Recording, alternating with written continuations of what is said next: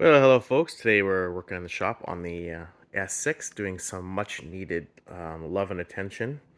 I have had issues with the rear brakes on this car for quite a number of years now.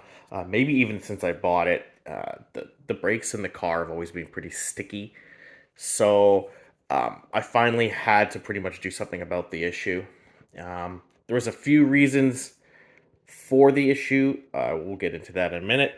But I must say, it doesn't matter how high you jack this car. It seems like it's one of these cars where it doesn't matter how high it is, it just needs to be higher. So we got the exhaust system removed, and that really sucked. I can say that's definitely the heaviest exhaust I've ever lifted it in my life. That was a two-person job. Like, it's honest to God, like like 60, 70 pounds or more. Anyways, the reason that's off is because part of the reason the brakes were sticking were due to the broken parking brake cables. And I must say, again, massive pain in the ass. Absolute horrendous job to do on this car. So if you have one of these C4 chassis Audis, if you ever have to do any work on like the differential or anything like that and anything has to come out, definitely use that opportunity to do the parking brake cables while you're at it, because they're a very high failure item and they are an absolute pain in the ass. So here's the old cables. We'll see the spot here. Let's see if I can find it. So you can see the break in the cable sheathing here, which caused water. Oh, it would focus. It's not going to focus. Come on. There we go. You can see that water was getting in there for years and causing that one to seize. And this one here, actually similar spot right there. Probably because that's mounted to the chassis, and then that part's moving up and down with the suspension. You have fatigue spot right there. So you have a spot that wears, and then the cable basically sees.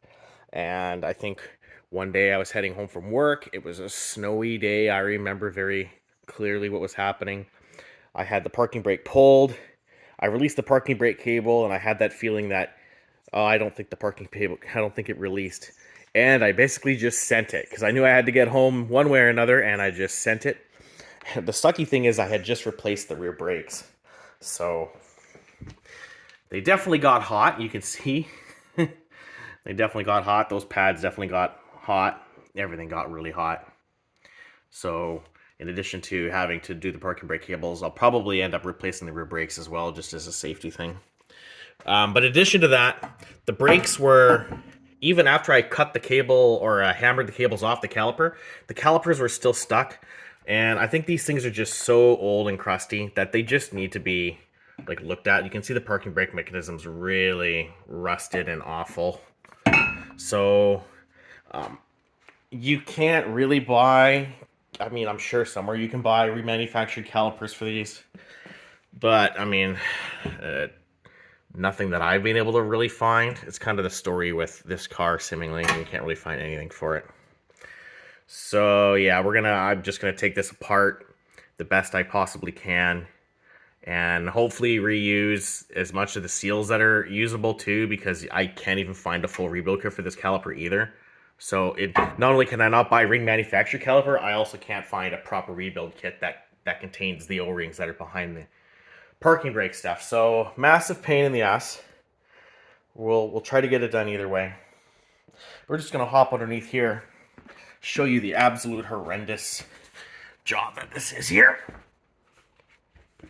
Oh, let's get yourselves oriented here. So looking from underneath the car, we can see the new parking brake cables are now installed. And you can see the drive shaft as I'm reinstalling it, and I can say that was tight as frig, like unbelievably tight. I had to use everything I had to get those bolts off of that thing. And you have to get the drive shaft off, because as we can see, there's the parking brake mechanism on top of the drive shaft, and those cables have a little pin. And you can't really see it, but I mean, there is a pin there that needs to be pulled out. so the cable can be released from the holder. I don't know if you can be able to see that, but yeah, absolutely horrendous. And there you've got that mechanism. See if we can focus in on that there. Yeah, there's your mechanism there. Hope to God I don't have to go and adjust the length, because that looks rusty and crusty as well.